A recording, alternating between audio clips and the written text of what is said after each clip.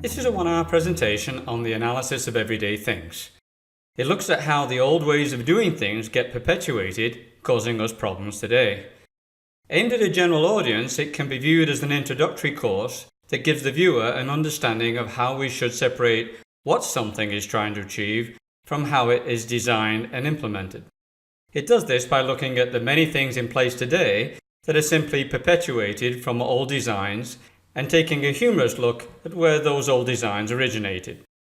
The main goal is to enable the viewer to recognize outdated designs in place today and to see the value in performing an analysis before attempting to develop a new product or system design.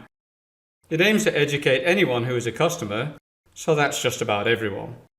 It will be most beneficial to those who like or need to analyze things for a living, such as systems and business analysts, and those people who purchase or request systems. Using the metaphor of an archaeological dig, we're going to process through 6 video segments, starting with some basic perpetuated design examples that show up in our regular life, and finishing with those in the business world that restrict us as customers. Part 1 introduces the concept that we're chained to the past through perpetuated old designs. This theme is carried through the whole presentation. It uses some basic examples of perpetuated designs using transportation systems, which we all use. I also describe a little bit about my background in this section. Part 2 looks at the origination of established numbering systems and the English alphabet. It goes on to describe how old typing methods produced one of the worst technological interfaces in common use today. Part 3 looks at the origin of paper and paper sizes used in books, leading to e-books that perpetuate an old design. On the same subject of reading devices and data representation, it looks at a perpetuated old design in computer data entry. Part 4 goes into the business world and looks at old human system designs that get perpetuated into computer system designs. It goes into the need for files and how old files have been perpetuated unnecessarily into today's human and computer systems. Part 5 looks at perpetuated old human and computer systems, especially how industrial-age systems and structures have been perpetuated into information-age systems and structures. Part 6 looks at how all these old perpetuated designs have caused inefficient systems and customer-unfriendly organizations. It describes a logical way to view and model any system by removing the old perpetuated designs. It focuses on a customer-responsive view leading to modern, efficient businesses and systems using examples of organizations that are already using this model. Now let's get into the material.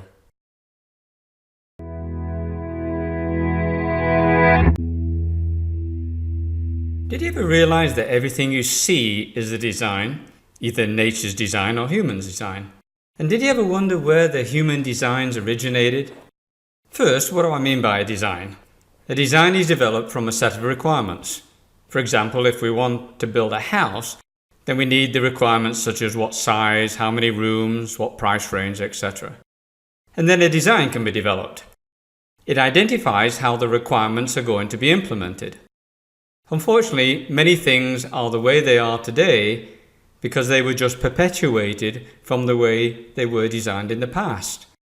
Many things designed by humans come from hundreds, if not thousands of years ago, and some are still around today causing problems. They have to go back in time to see through a design and its implementation to understand why it's there, and we don't get to see the reasons why a design is there unless we do some kind of analysis. We can analyze why we have the designs in nature by using natural scientific methods. And we can analyze designs created by humans using various systems and product analysis methods. In this series of videos, I'd like you to come with me on an archaeological dig and analyze some of the designs that we take for granted in our lives. By the way, I'm Brian Dickinson of a training business called Logical Conclusions Incorporated, and I recently gave a keynote speech at a business conference in Honolulu, Hawaii, explaining some of the strange ways we have perpetuated the past into today's way of life. That speech formed the basis of this light, non-technical set of videos. I find myself constantly looking for the reasons why things are the way they are, probably because I've taught business analysis to organizations for so many years and it's warped my brain. Now I find myself doing what I call an analysis archaeological dig on just about everything I see. It's eye-opening just how many outdated human designs we take for granted. Many are just perpetuated for historical reasons. Sometimes they seem to be hysterical reasons, as you'll see. To show you what I mean, let's go on an archaeological dig to see how some old designs are still perpetuated today. By the way, the definition of archaeology is the systematic study of past human life and culture by the recovery and examination of remaining material. So let's see what we might uncover by looking at some remaining material. Now, if you detect an accent, I was born in England. Did you ever wonder why they drive on the left in England?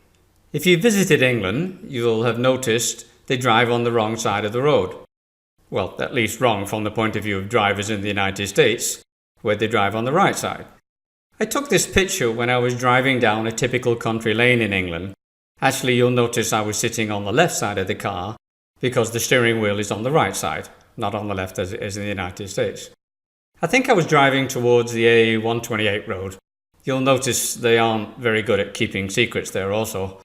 Everyone even knows James Bond is a British secret agent and how he likes his favourite drink. Anyway, if you notice in the picture, it's quite typical for the trees to overhang into the road on country lanes. Now, in days of old, when knights were bold, they would ride down the country lanes, sometimes carrying a lance or their flag or standard, and I'm going to bet most of them were right-handed. Riding down the old lanes, they would carry their flags vertically. It would upset the horses in front if they didn't, especially during rush hour.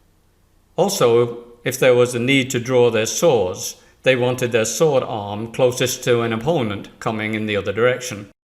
Now guess which side of the lane they would ride on, so they would avoid catching the branches of the trees and be ready for a fight. I bet the left. When the first automobiles arrived, they used the same side of the road as the horses and carriages, and finally, when horses were replaced, the cars carried on driving on the left. You may have heard the old British colonial phrase, "The sun never sets on the British Empire." Well, if you go today to some of the once British colonies, you find some of them still drive on the left. For example, Australia, New Zealand, South Africa, Pakistan, India, and Hong Kong all drive on the left. Obviously, those countries originally imported British vehicles and so ended up driving on the left also. You could say, well, what about France? They had knights of old also, and they drive on the right. Well, maybe they just drove on the right to annoy the British. Or perhaps it had something to do with the French Emperor Napoleon Bonaparte being left-handed. There was also a little disagreement between the USA and Britain some time back, and the USA went against the British system and rode on the right. With mass production and exports of left-hand drive vehicles, now most of the countries in the world drive on the right. Of course, which side one drives on is only a problem for those who travel internationally. For example, stepping off a curb or driving out of a driveway in London can be scary if you're used to looking the wrong way for oncoming traffic. I hope they have a system figured out for space traffic and everybody agrees to it. So, historical designs get perpetuated. There's a lesson here. Be careful what you perpetuate. If we continue on our archaeological dig on the subject of transportation, you'll also find an extensive railroad system in Europe. Even the little England town I was born in had 3 train stations, North, Central and South stations. I believe England has the oldest train system, and the trains were also built to ride on the left. And even today, many trains in the world have the driver operating on the right-hand side of the cabs. Unlike automobiles, to be able to operate a train system across many connected countries, you need to have a fixed track and therefore a standard train railroad gauge. That means the spacing between the rails. Now, if you measure the inner distance between the 2 rails of a train track, generally you'll discover it's 4 feet 8.5 inches, not 5 feet or 2 yards or any whole number. You may have heard what I'm about to say. It's been on the internet for a while now. The story seems to be mostly based in fact. The strange rail gauge of 4 feet 8.5 inches is used almost worldwide. It was used in England for the early coal mining tracks, and before that, the carriage makers of England used that specification for the spacing between the wheels of their carriages. Even earlier wagon makers used that specification for the distance between their wagon wheels. because of the established ruts in the old roads formed even earlier from the wheels of the old Roman chariots. I visited the preserved town of Pompeii in Italy a few years back, and I took a photograph of the ruts in the road there. I had been talking about this strange railroad gauge specification in my seminars for years. You can see the ruts in the flagstone roads in this photograph. So in our archaeological dig, we find that the standard railroad gauge used in many parts of the world today was derived from the specification for Roman chariots. So if you wonder what horse's rear came up with such an odd specification, well, actually two of them. You see, the imperial Rome chariots were made to be wide enough to accommodate the back ends of two horses. Of course, not all countries have followed this same rail specification. I remember on one of my train travels, I had to get off one train, walk down the platform to board another train that had a different rail gauge. It was a chaotic scramble to get a good seat on the next train if you were at the back of the unloading train. Of course, this is only a problem for travellers between two countries that have different standards, but at least there is a general standard. So, historical designs will get perpetuated unless actively changed. Still, the lesson is, be careful what you perpetuate. Please follow me on to the next video in this series, part 2, to continue our archaeological dig. We'll see from where we derived our numerical and alphabetical systems, and how they have been perpetuated into the latest technology.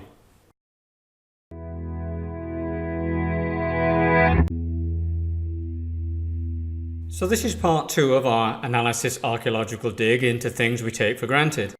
I recommend you view this set of videos in order, as they do build on each other.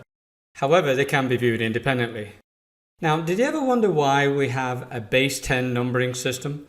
Do you think it might have something to do with the fact that we have 10 digits sticking out from the end of our hands? I guess a three-toed sloth uses a base 6 numbering system. Maybe, I haven't asked one.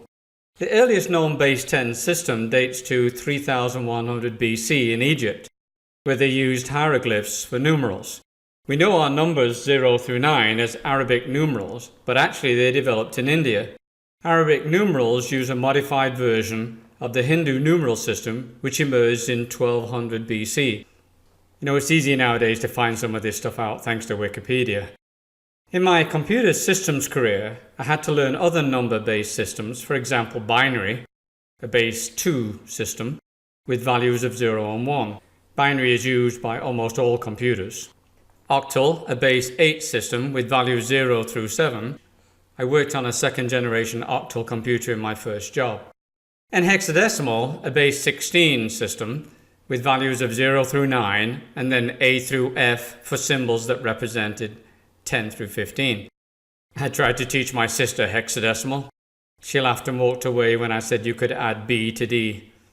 Have you ever realized how many times the number 12 is used as a group?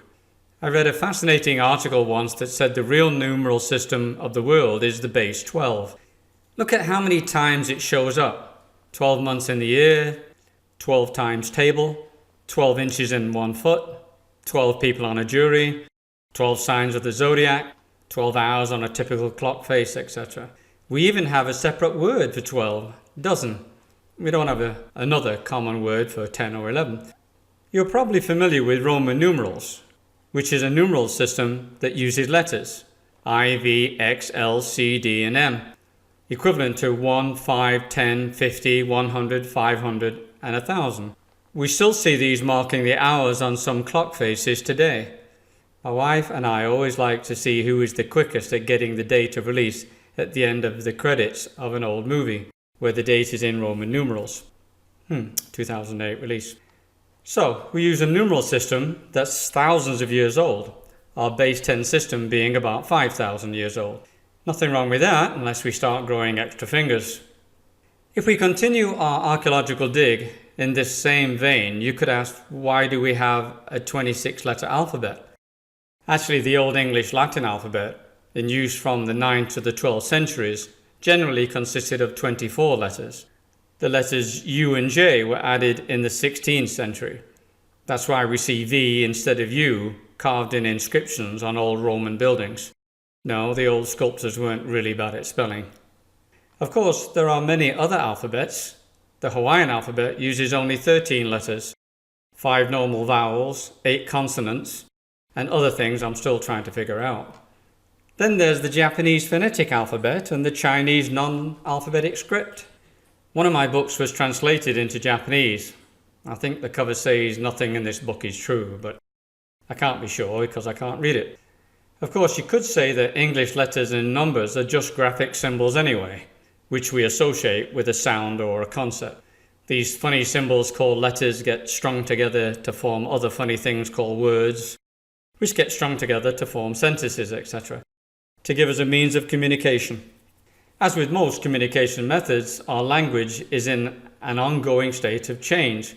Think of the growing use worldwide of the outside, now on the internet meaning located at, as opposed to the original accounting meaning of at the rate of. It's one of a few special characters that has a place on computer keyboards. So our 26-letter alphabet is at least 700 years old.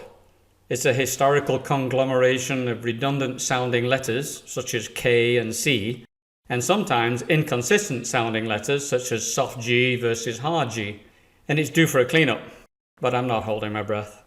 By the way, now we even have spell-checking computer software so we can perpetuate silly spelled words. I vote from here on we clean up one letter each year, but that's me going into a new design mode. However, as an author of many books and seeing the proliferation of texting abbreviations, I would like to start a campaign for repression of acronym proliferation. Still, the lesson is, be careful what you perpetuate. On the subject of letters, I came across an old typewriter on my archaeological dig. Actually, I found a typewriter in a garage sale. In England, they call them car boot sales. That means an automobile trunk sale. Notice I'm bilingual now. The old manual typewriter used a semicircular set of strikers, each striker having a character on it that would hit the paper at a central spot. The strikers were arranged so that the most commonly used letters were not next to each other, so the strikers would not catch each other and jam when typing too fast. The layout of the keys was designed to deliberately slow down the typist. Hence the strangest and least efficient data entry layout was designed, called the QWERTY layout. The name QWERTY comes from the first 6 letters on the top row of letters on the keyboard layout. Today, the QWERTY keyboard is everywhere. Look on the devices you use. Even the latest mobile devices have this layout. And you guessed it, this strange keyboard layout is the same layout as the old typewriter. Let me ask a rhetorical question. Do 2 characters appear on top of each other on the screen when you type real fast? I don't think so. The problem of jammed strikers has gone away, but we still have the slow you down layout. I guess the early computing device manufacturers assumed we were all typists. Well, I wasn't. I've written many books and still hunt and peck for the letters when I type. So the worst keyboard design is now on the latest technology devices. Here's a little history on the typewriter layout from Wikipedia. If you wondered why the keyboard is not laid out in alphabetical order, as in A, B, C, D, etc., well, actually that was the original design. The story goes that Christopher Latham Scholes in 1867 did propose that design. He joined the Remington Arms Company, and they did some trials and found the problem of the keys jamming on the typewriter. So in 1876, the QWERTY layout was patented. Notice on the early typewriters, there was no number 0 or 1. The typist could use the letter O and I instead. This saved production costs of the typewriter. Now, have you heard of the Dvorak layout? In 1930, August Dvorak invented a new keyboard. In his keyboard, the most used keys were on the middle row, allowing for faster typing speed without jamming the keys. In studies, Dvorak found moving our fingers to different rows took valuable data entry time. So notice the vowels A, E, I, O, U are on the middle row on the Dvorak layout. This reminds me of my early computer hardware days, where the seek time for data on a magnetic disk was fast if all the data in a search was on the same track. It took longer if the disk read-write head, arms, had to move across the storage plates to retrieve a set of data. Unfortunately, the already established typewriter layout design won out, and hence we still have the QWERTY keyboard today. The best design doesn't always win out. Of course, the QWERTY keyboard slows down all data entry and cumulatively is a significant problem. However, this keyboard layout problem goes away when we don't type things in. Even today, the use of icons, graphics, point and click, and even copy and paste is reducing the amount of typing necessary. And as a requirement for data entry, this design will go away when voice recognition takes over. Or we can do a Star Trek Spock mind meld data entry, but I'm not holding my breath on that one.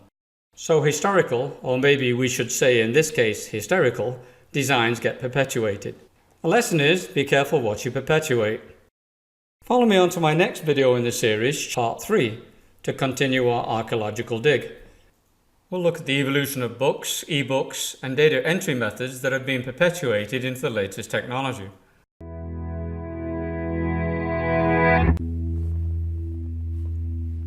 So this is part 3 of our Analysis Archaeological dig into things we take for granted. As I like to say at the beginning of each of these videos, I recommend you view this set of videos in order, as they do build on each other. However, they can be viewed independently. Another artifact I found on the dig was a paper book. Now, I have to say this archaeological dig was not easy. I've actually written a number of books myself, both paper and electronic. By the way, ebooks now outsell paper books. I bet they said clay tablets and papyrus wouldn't go out of style as well. One of the oldest records of papyrus is in the British Museum. It's dated 2500 BC. Over time, paper became cheap and self-publishing became easy. Today, anyone can publish a book. My first self-published book was a system development methodology. I would order thousands of these to sell and hand out at my on-site seminars. Even Microsoft handed this one out as part of a promotion for a release of its software package Microsoft Project. Now, when I first ordered these, the printer asked where I wanted the blank pages. I said I didn't want any blank pages. However, they explained they used a 16-page paper signature print run.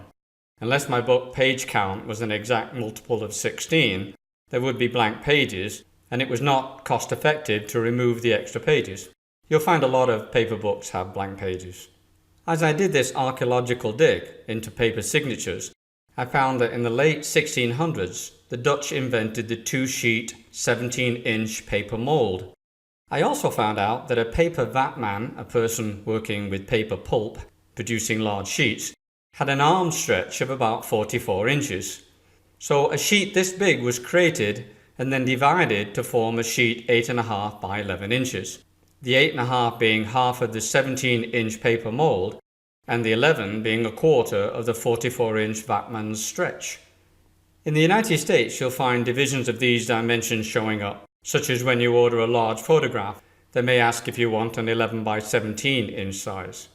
This paper sizing was officially accepted in 1920 by the US Bureau of Standards to reduce waste caused by a non-standard paper size. Of course, the sizes are slightly different in the metric system.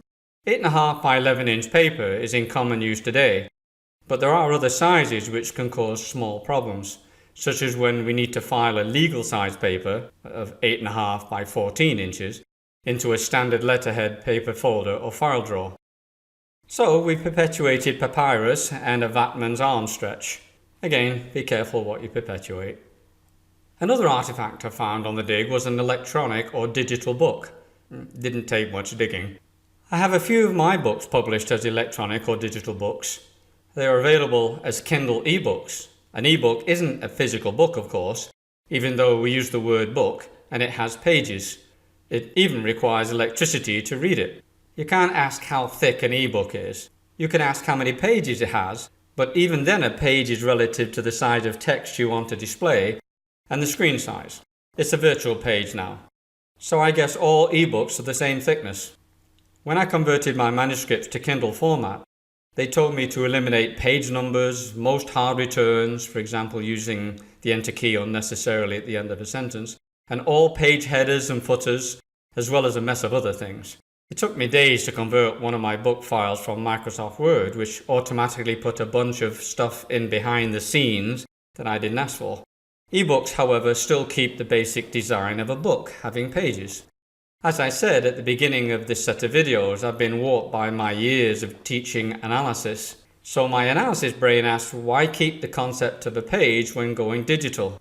It's like making all digital clocks circular because we're used to reading clockwise. And what's clockwise on a digital clock anyway? It seems to me that that is doing the equivalent of putting the image of a blank check or paper form on the screen for the customer to work with, instead of getting rid of this unnecessary old design aspect of the last implementation. I try not to do this when talking about analysis, but let me think about a possible design for an ebook reader. If the requirement is to present a story or article, etc., with text for the customer to read in a linear manner, then why not a continuous one-line display? We would still want to support the logical constructs of a word, a sentence, a paragraph, and a chapter. However, we would not need pages, words to be hyphenated across 2 lines, to constantly track down to the next line while reading, and of course, no need to turn pages. The reading device could have a way to alter the speed of the single line as it moves across the display, and a way to skip to the next sentence, paragraph, or chapter. However, no page turn or scroll of a page, that's the leftover from the papyrus and a vatman's arm stretch. I do recognize, though, that the manufacturer of a new device may want to acknowledge the familiarity of the old design to the customer. Okay, I'll try not to go into new design mode again, it messes with my analysis thinking, but hopefully I made my point. We will probably perpetuate the concept of a page for a while, so I'm not holding my breath. And of course, it's only a small problem for the customer, the reader. The person who is used to the concept of pages probably won't question the need to turn a page on an ebook. But still, the lesson is be careful what you perpetuate. On the subject of reading devices and data representation, on my archaeological dig, I found an 80-column punch card. If you've ever seen one of these, they were used to enter data into the early computers using a punch card reader device. Cards with holes were used in looms in the 1800s to control the design in material and also for representing music for organs, but those cards didn't look like the one shown here. Punch cards like this one were used as a data entry medium in the late 1800s. The holes on the punch card were used to represent numbers, letters, etc. Each column on the card was interpreted as a card passed through a card reader. The example here shows how the numbers 0 through 9 were represented with a single hole. Then the next 3 sets of 2-hole combinations represented the 26 letters of the alphabet. Notice the first 2 letter sets use the 1 through 9 rows, but the third set uses the 2 through 9 rows, making up 26 letters of the alphabet. In the late 1800s, Herman Hollerith introduced the punch card tabulating machine, which was used by many large organizations. Hollerith's Computing Tabulating Recording Company was later renamed International Business Machines Corporation, IBM. The company where I started my first job actually had some of the old punch card readers still lying around. I remember all the payroll information for an employee at that company had to fit into an 80-column card.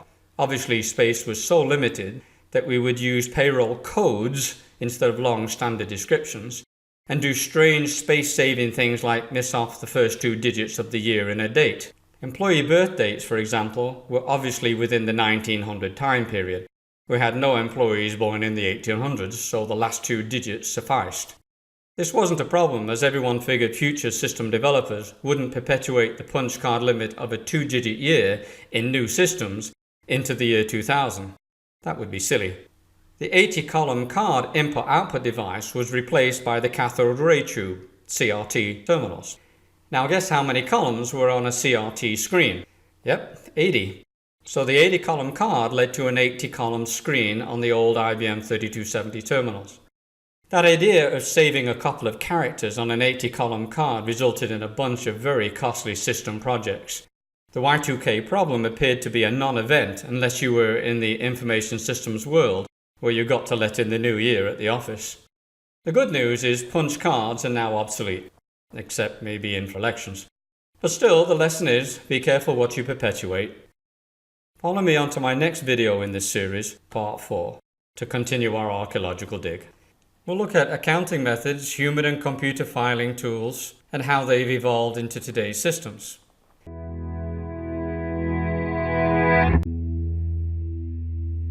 So this is part 4 of our Analysis Archaeological dig into things we take for granted. As I like to say at the beginning of each of these videos, I recommend you view this set of videos in order, as they do build on each other. However, they can be viewed independently.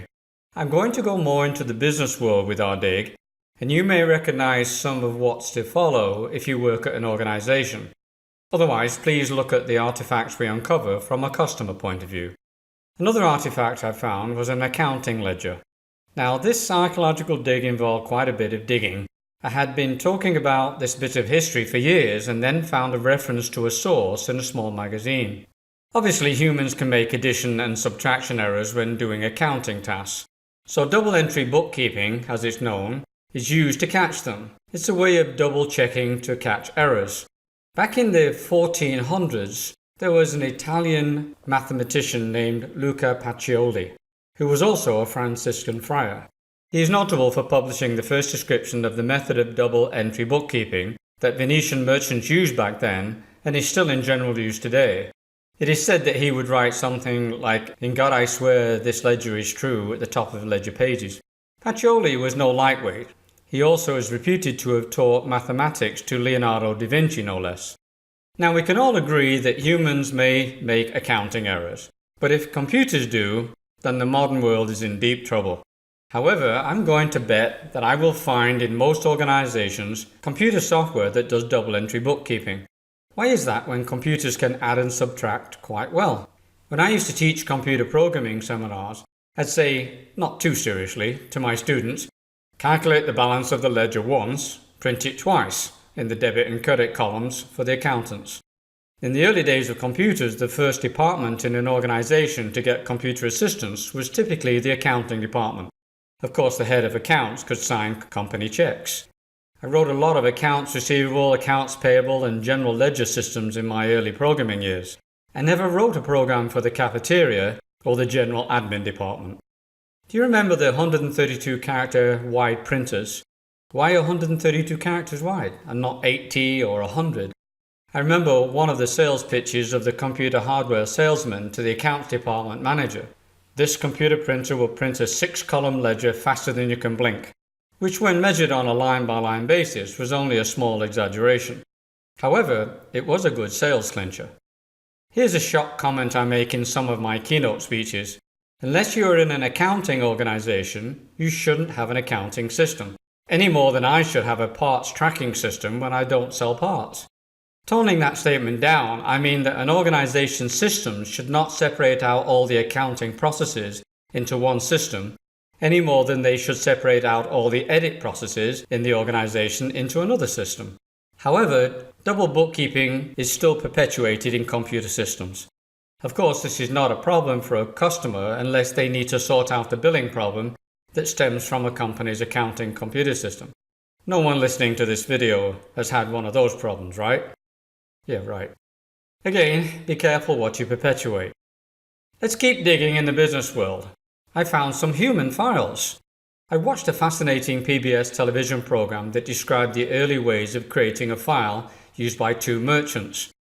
About 4,000 years ago, Mesopotamian merchants filed clay contracts. The merchants would agree on a contract for goods and then create clay models of the items in the contract and then seal them up in a clay bowl containing the agreement. For example, it might be an agreement to deliver 3 goats for 50 bunches of dates at the end of the season.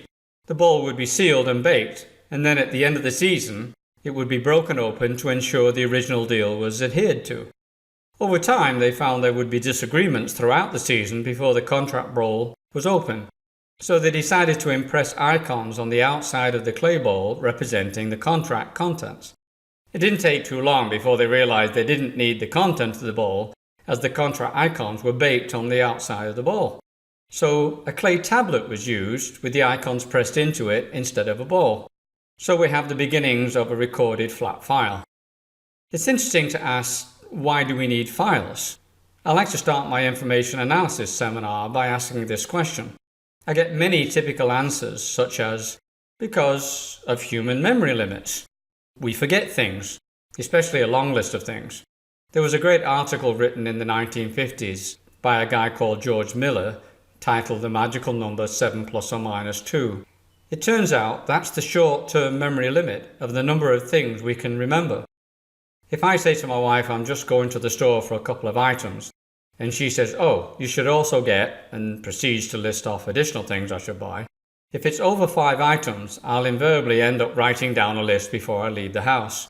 If I don't write them down, I'm sure I'll forget something. There's the human short-term memory limit kicking in. Notice in the USA, many companies ask for just the last 4 digits of your social security number or a 4-digit personal identification number, your PIN. One can usually remember 4 digits easily. By the way, in the USA, a social security number is 9 digits, 7 plus 2. A local phone number is 7 digits. A passport number is 9 digits. A vehicle license plate has up to 7 characters. All these reflect the typical short-term human memory limit. Another typical answer I get to my question of why do we need files is to retain historical information. Yes, that's the catch-all answer. Also, to satisfy business, legal, and audit regulations. Obviously quite valid. Also, to hold for a time delay. A good general answer, we do hold data for such things as end of day and week and year summaries. All these reasons match with the need for a merchant contract in my previous example. By the way, there are many human filing systems for storage and retrieval of data. For example, sequential files, index files, and concatenated files, etc. Someone sent me an example of a concatenated file. I guess that's a valid example. Another answer I get for why we need human files, especially in organizations, is to share data across divisions, department, and job boundaries. These files are what I call design convenience files. This one is particularly important in my discussion of perpetuating old designs. It turns out shared human files between division, departments, and job boundaries are not essential files, and in many cases these files can be eliminated. They are typically left over from old human boundary design reasons. Let me try and prove that to you. Suppose we had 2 people in an organization, I'll call them Fred and Sally. As part of their job, they process orders. Now they work on flexi time. Fred is a morning person, likes to get to work early and leaves early. Sally doesn't do mornings and likes to arrive later and work later. As they are part of a workflow for processing orders, there's going to have to be a file between them to store the partially processed orders from Fred waiting for the arrival of Sally. Of course, both of them believe this file is essential to their work and hence the organization. Now suppose the volume of paperwork goes down and Sally leaves the department and moves on to bigger and better things, and Fred takes over Sally's job. Do you think Fred completes the first part of the order, then puts it in the partial order file, then slides his chair over to where Sally used to sit and picks back up the partial order and completes it? Of course not. He already has the order in his hands, so there's no need to store it in a file just to pick it back up again. The file was just a convenience file, or more appropriately, a design and implementation file introduced because of the separation of 2 human jobs.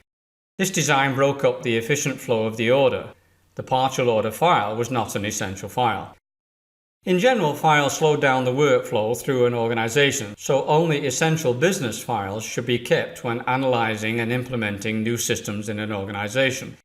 Now, the worst thing that can happen is some nice information systems person comes along and says to Fred, I can create a computer database of that file with backup and restore systems, etc. This would just perpetuate an unnecessary file and consequently still slow down the flow of a customer order through the organization. Now please elevate this example to include files between departments, divisions, bureaus, and other human partitioning. You can see why old files get perpetuated. Of course, this becomes a problem for us as customers as it slows down a business response to us. Not to mention the problem of duplicate, redundant, and non-synchronized data for the organization and the problems that those can have for us as customers. So human files get perpetuated, sometimes into computer systems. Same lesson here, be careful what you perpetuate. Of course, I also found computer files on my dig. Computers use electronic digital storage, originally magnetic core memory. A person by the name of Anne Wang of Harvard University patented in 1949 the beginnings of core memory. Another person, J. Forrester of MIT, conceived and patented the idea in 1951 of using magnetic cores for computer memory. Small magnetic rings were used as a basis to store information. Each ring would be magnetized or not magnetized, which is interpreted as 0 or 1. One magnetic ring stored a bit, which is an abbreviation of the words binary digit. Binary is used as the basic system of storage for most computers. 8 bits together form what's known as a byte being the basic addressable item in most computers. Because there are 8 bits, and each bit has a base of 2 values, 0 or 1, we have 2 to the power of 8 possible combinations of bits in a byte. That would be 256 combinations that can be represented with 1 byte. Enough to represent the numbers 0 through 9, the letters A through Z, special characters or symbols, etc. So the name Fred, F-R-E-D, would use 4 bytes to be represented in digital storage. Here's an actual early storage board. As you can see, the magnetic rings were quite small. In the very early days of computer hardware, 1 byte cost $1. Not bad for 8 magnetic rings with intersecting wires, especially as the early core memory was assembled under microscopes by precision workers, initially garment workers. Because storage was so costly, I remember in my early computer programming days, I had to fit a program into a 4K partition, 4,000 bytes. Otherwise, the program would run inefficiently. Core memory was superseded by semiconductor memory in the 1970s. Now even my laptop storage is measured in terabytes, a million bytes, and it's quite inexpensive. But notice we still measure computer storage in bytes and purchase storage in binary quantities, for example 256 megabytes, 512 gigabytes, etc. We have the same problem with computer files that we do with human files. They get perpetuated. And many of the old computer files are design and convenience files needed between old computer design boundaries. So if you had to analyze an established organization systems, you would probably see a file, sometimes a queue, between each application system, subsystem and program. Just like human files, these convenience computer files slow down the flow of information through an organization. If these files are believed to be important and are perpetuated in between new computer systems, this will slow down the response to such things as a customer order through an organization. Now, this becomes a problem for us as customers to an organization, as we wonder what is taking our orders so long to be processed. Also, just as with human files, it becomes a bigger problem with duplicate, redundant, and non-synchronized data in an organization, and the problems that those cause for its customers. I say in my process analysis seminars that we dislike and question the need for any existing files. But in my information analysis seminars, we like files, but only essential business files that are not perpetuated from the old design. A little technical there, sorry. When old design files are removed and implemented as flows of information, the response is invariably quicker to such things as customer requests and orders, or for any continuous processing required by a system. So even old computer files get perpetuated. Same lesson here, be careful what you perpetuate. Follow me on to my next video in this series, part 5, to continue our archaeological dig. We'll look at old human and computer design systems and their structures and see how they've been perpetuated into today's systems.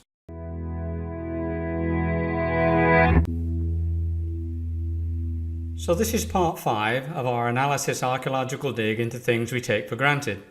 As I like to say at the beginning of each of these videos, I recommend you view this set of videos in order, as they do build on each other.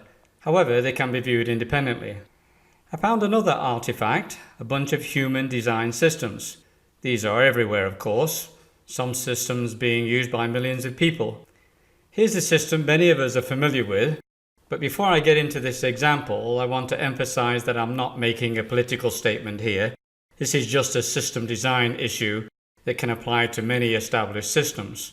I came to the States many years ago, and to become a citizen I had to take a test. It was a very important test to me, so I started biting my nails and I think my face broke out in acne.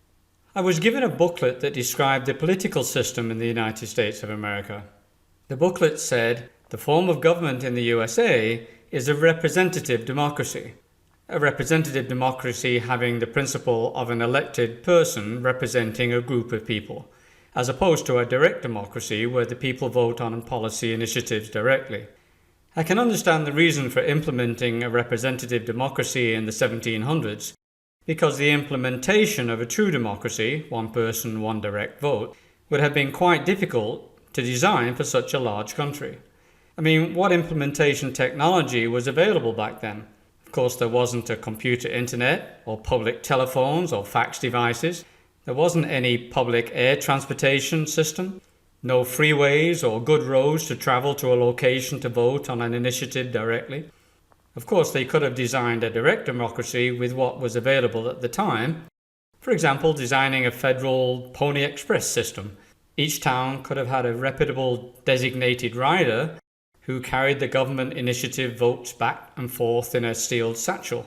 We could have had special government black horses with a dedicated lane, say with a diamond painted in it, and a penalty if you used it for any other purpose. Maybe we could have called it the Federal Express Lane or something.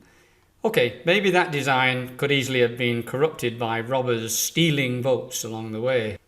Well, how about a design using trained carrier pigeons, where each person attaining adulthood was given 2 replaceable homing pigeons, one dyed blue and the other dyed red. A voter would release the one that represented their vote on a specific day of a vote. Then a government official would count the pigeons as they arrived home in Philadelphia or Washington, D.C. Of course, then we would need laws against shooting political pigeons. We could have pigeon action committees to feed the pigeons with goodies on their journey to support democracy. Everyone would also be given free umbrellas, I guess. Okay, maybe pigeons would not be a great design either. Of course, the designers of a voting system could perpetuate an existing design of the dastardly crowd over the sea and create an equivalent of the Houses of Parliament, the House of Commons and the House of Lords. The people of each community could send some poor schlep to live in the wonderful climate of Philly or Washington, D.C., but then that would be a representative democracy, not really a true direct democracy. Of course, we would only need that design until better implementation technology came along, where everyone could make their vote known directly. Heck, as an ex-programmer, I could write the code for the voting computer program. I think it boils down to one line of pseudocode, an if statement. If this social security number or acceptable ID has already voted on this initiative, issue an error and investigate the problem. Otherwise, use the voter's selection to add 1, 2, for or against initiative. You could even easily write it in HTML, hypertext markup language. Notice I even know what the acronym means. There's also a special handshake that goes with it. Unfortunately, old systems tend to grow and become more complex as the years pass. I moved from San Francisco to another town in California and then went to vote on the day of the general election. They wouldn't let me vote. Something about I'd moved to a different district. But I had a social security number and I was a citizen. Apparently not good enough. Oh well, I'm sure it was for some good reason that I wouldn't understand. I walked away wondering who would guard the guards. So human systems get perpetuated. Of course, old systems can be a significant problem for us as customers, especially if one doesn't understand the politics behind the development of the system. Again, be careful of what you perpetuate. I'm going to go more into our human system archaeological dig and how it relates to business issues. But before I do, I'll show you that I have a keen grasp of the obvious by stating some concepts that I want to use as a basic for the rest of the videos. The shortest distance between 2 points is a straight line. Related to that, I want to adapt Newton's first law of motion to apply to a customer request flowing through an organization. The customer's request, or impetus, like a body in motion, wants to stay in motion through an organization until impeded by some resistance, i.e. an unnatural boundary. Next, in a hierarchy, any high-level partitioning or grouping will govern everything below it. That's a quote from one of Robert Pirsig's books. Next, historical boundaries will perpetuate themselves unless actively changed. That's a quote from me, but I'm probably not the first to say it. And finally, one of my favorite quotes, especially when talking about analysis and historical thinking, no problem can be solved by the same level of consciousness that created it. We must learn to see the world anew. That's from Albert Einstein. Let's see how these obvious notions manifest themselves in the real world. Tied in with human design systems, I also found a human business work structure, which was founded many years ago, in fact developed and followed during the Industrial Age. There was this Scottish philosopher and author called Adam Smith who wrote a book titled The Wealth of Nations, published in 1776, quite a significant date in the USA. In Book 1, Chapter 1, he wrote on the concept of the division of labour, English spelling there, The greatest improvement in the productive powers of labour seem to have been the effects of the division of labour, the separation of different trades and employments from one another. He then stated, in countries which enjoy the highest degree of industry and improvement, what is the work of one man in a rude state of society, being generally that of several in an improved one. I always like it when evocative adjectives like rude are used to make one's point, such as, do you like this terrible, disgusting car, or this fantastic streamlined one? Of course, no one would want to live in a rude state. I don't think so. So Mr. Smith recommended creating many separate skill jobs rather than one person with many skills. Of course, consider the typical workforce at the time, ex-farm workers from the agricultural age. And what was the work day or week during the agricultural revolution? I don't think it was a regular fixed time schedule. Remember the phrase, make hay while the sun shines? I bet even the farm owner was out getting in the crops when they were ready to harvest and during the good weather. If it was a stormy day, they'd probably use their other skills and worked in the barn or repaired equipment until the sun went down and they couldn't see anymore. We couldn't have that flexible schedule in a factory where the machines had to be operated in a workflow. People being at machines were now important in the Industrial Revolution. Also, do you think there was a vice president of the barn or a senior VP of the pigsty? I don't think so. It was probably quite a flat management hierarchy on the farm. So coupled with the separation of skills in an industry, the flat hierarchy needed changing. Years later, along comes Frederick Winslow Taylor and his work, The Principles of Scientific Management, published in 1911. He was an American and called himself a human productivity consultant. He recommended the separation of management from workers and recommended multiple levels of management. He conducted detailed time and motion studies on the work, which was overseen by different managers. He is even reputed to have died with a stopwatch in his hand. So these two theories advocated the separation of jobs by skill and the formation of a management structure to match. At least that's what we should do in an industrial age. Of course, we wouldn't perpetuate industrial age concepts into an information age, right? Again, be careful what you perpetuate. Lo and behold, on my dig I found a computer system. Lots of them, actually. Following on from the ending of our previous topic, let me ask a similar rhetorical question. Of course, we wouldn't perpetuate an industrial age human structure into information age computer systems, right? Remember my keen grasp of the obvious statement, historical boundaries will perpetuate themselves unless actively changed. I'd like to extend that statement and add they can become hysterical boundaries. To explain what I mean, I'm going to use one of my favorite slides from my business process analysis seminar. This example is taken from my own information systems career. If you're in the business world, you should relate to the example I'm going to use here. Otherwise, please view this example from what you experience sometimes as a customer. Here's what is thought to be a functional area in just about every organization. It's the accounting department. People in this department get their jobs based on their accounting skill and experience. I seem to be picking on the accounting department a lot in these videos. It's not intentional, as you see later. Anyway, here's Bill. He has an accounting degree and years of experience in his field. Now, back in the 70s, the old data processing department, looking for work, says, we can automate this and help you do your job with a computer system. We'll write a big batch computer system, batch all transactions up during the day, and process them with the computer system in the middle of the night. By the way, these early batch computer programs tended to be incalcitrant monsters. I wrote one that turned out to be the biggest program in the company I worked for. I left the company to get away from maintaining it. So now I guess the batch computer system knows accounting logic and has accounting experience, just as the accountant did. Wait a minute, that's not right. Any computer program can do accounting logic, and the longer a computer system runs doesn't mean it gets more experience. Oh well, the 80s arrive and online technology gets cheaper, so the computer department says, we should put this online with an integrated network of terminals. But we don't have a big budget, so we'll just do a line-for-line conversion of the existing big batch programs to online programs. You won't know it's an old program structure, and you'll get fast response from the computer terminals. Oh dear. The 90s arrive with a chance to bring in a new structure, but we have the year 2000 problem looming. Y2K.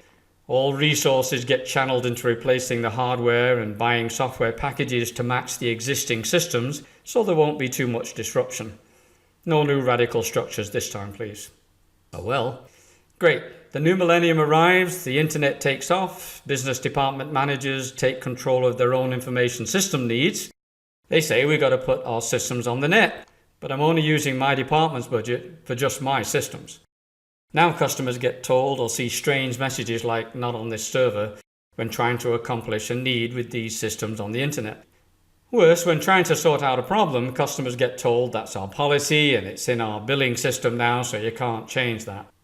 Now, you can replace this example of how human-to-computer structures get perpetuated with any classical department boundaries such as order entry, new account, stock control, accounts receivable or payables, general ledger, shipping and billing systems, etc., not just accounting. So historically, the introduction of new computer technology helped, but in the wrong way. It produced faster, disjoint, industrial-age computer systems. By the way, if you know someone starting a business, tell them not to fall into this trap of using old human and computer system structures. The point is that historical boundaries will perpetuate themselves unless actively changed, and can become what I call hysterical boundaries. Again, be careful what you perpetuate. Follow me on to the last video in this series, part 6, to continue our archaeological dig. We'll see how we can unchain ourselves from industrial age systems and how organizations can become customer focused with information age systems.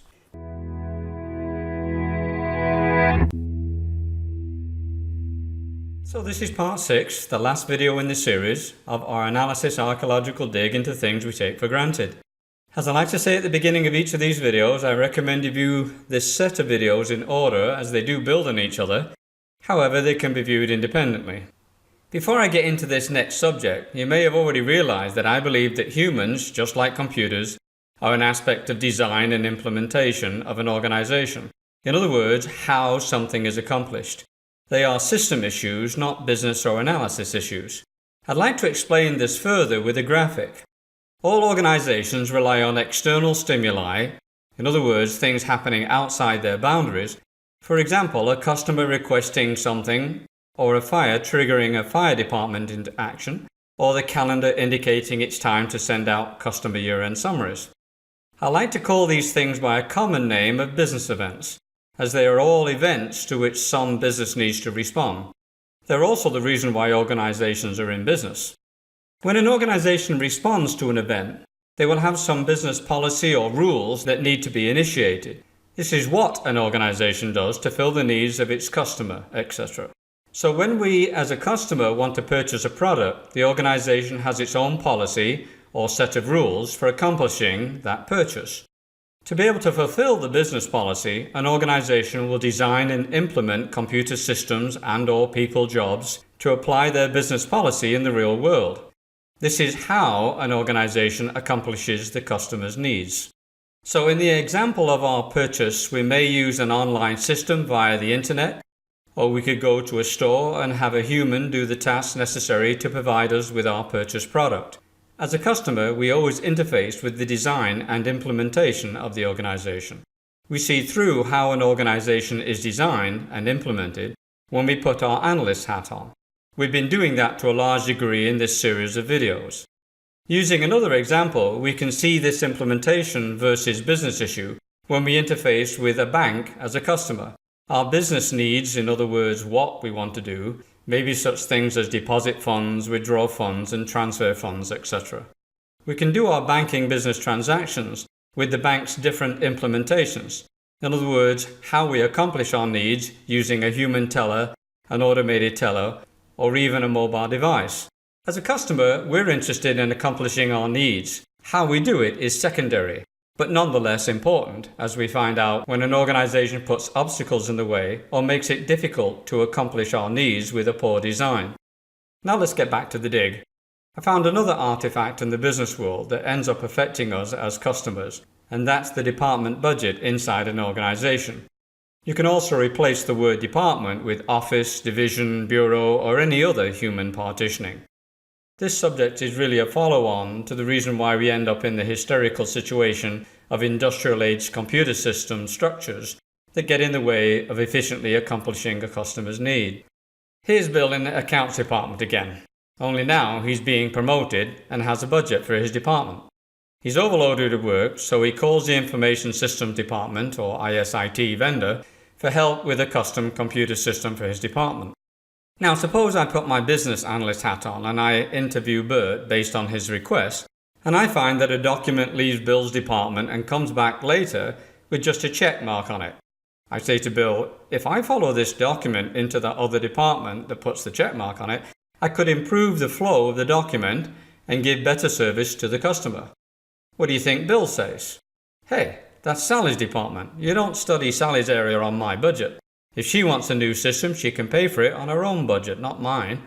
So some information systems, ISIT people, and certainly packaged software vendors, perpetuated old boundaries when they built computer systems or sold systems to department managers. It can get worse when a pre-programmed generalized software package is purchased and the business tries to match their needs to the package. Let me use another example that may bring this a little closer to home.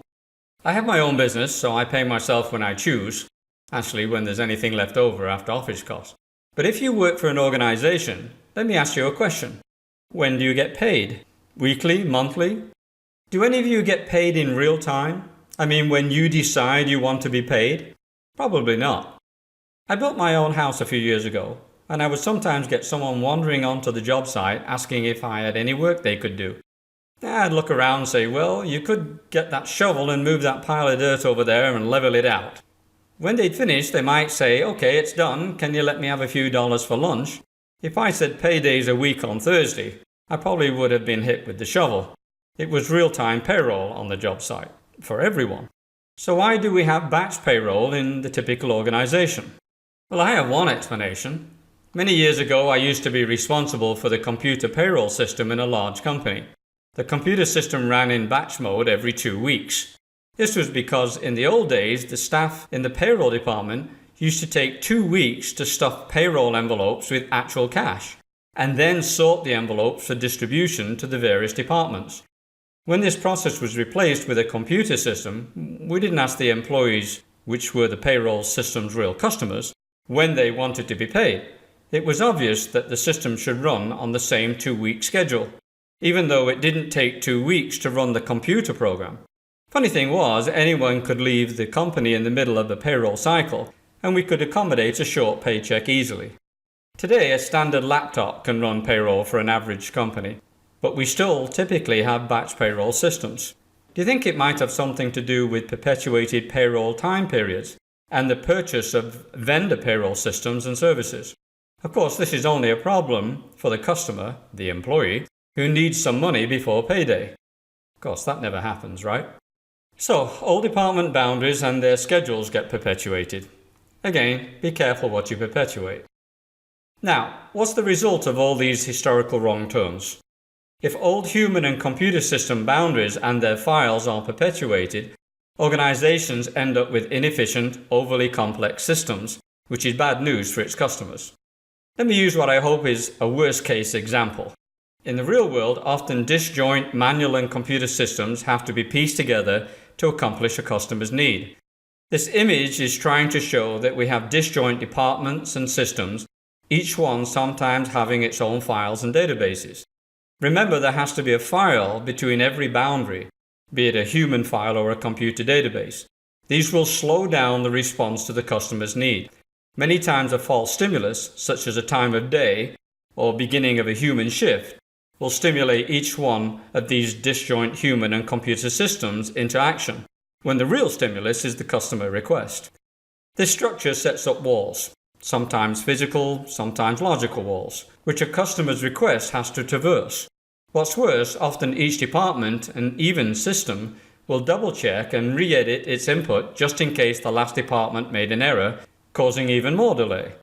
For those privy to the internals of the typical organization, this image should look quite familiar.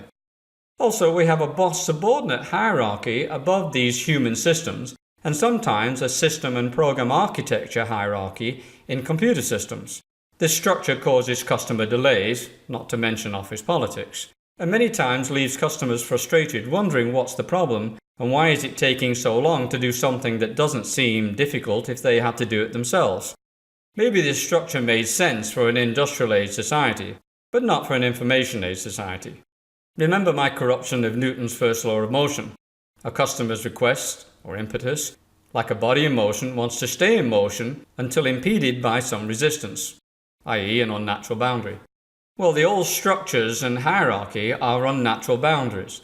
They are the old design that slows down the response to a customer's need, namely ours, as we deal with an organization with this structure. So even management structures get perpetuated. Again, be careful what you perpetuate. All the problems I've mentioned so far are avoided when an organization builds its human and computer systems, and even its internal structure, around its customers' needs, and not the old internal structure of the past. Let me say that again. I believe the system and structure of an organization should be based on what it does for its customers, not what has always been there in the past, or what every other company seems to be doing. Replacing the industrial age hierarchy, I believe business facilitators should manage one or more complete customer needs with teams of human and/or computer systems.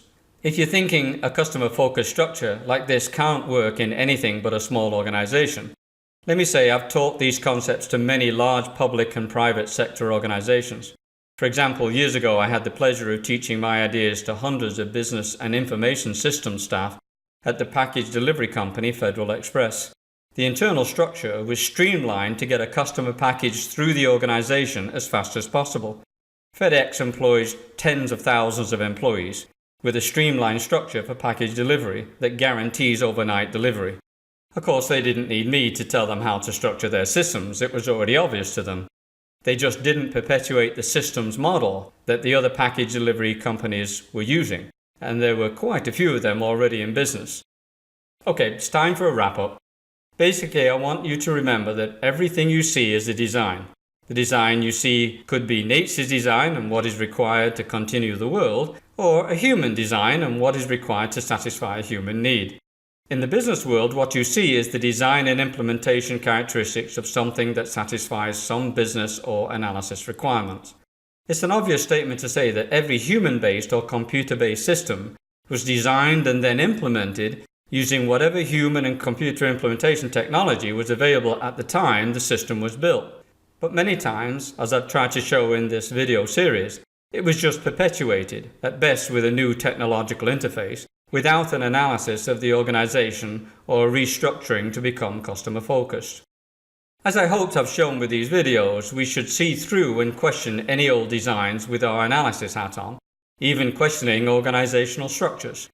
Taking a customer-focused point of view will greatly help all organizations build better human and computer systems, something that should help make all our lives easier. So, what can you take away from this set of videos?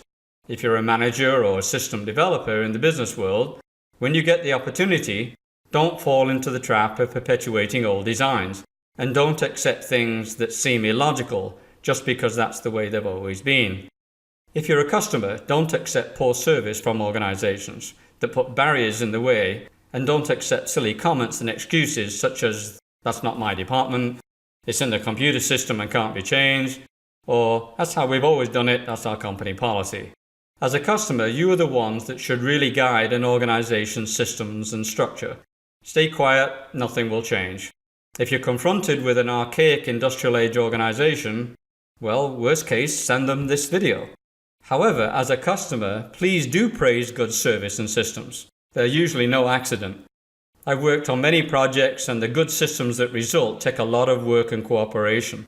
So again, if and when you get the opportunity, make a difference, improve the world, even if it's just the business world. I hope you found these videos interesting and informative. They took me some effort to produce. Obviously, there's a methodology that goes with the concepts in this set of videos, which I've been teaching to organizations for decades. Even though large organizations find most benefits from my methodology, it's just as valid if you own or run a small or startup business. That's where my ideas are easiest to implement. I'd like to teach you a lot more, so to learn more about how you can create human and computer systems and a business structure that focuses on its customers without falling into the trap of perpetuating old designs, take a look at the books and videos available on my websites that will show you how. Or if you already like my ideas, follow the link below to my company website, www.logicalconclusionsinc.com, my analysis training website, www.businessanalysisvideos.com. I'm Brian Dickinson. Thank you for watching these videos. Do please hit the like button so I can get some feedback, and share and recommend these videos to your colleagues and friends.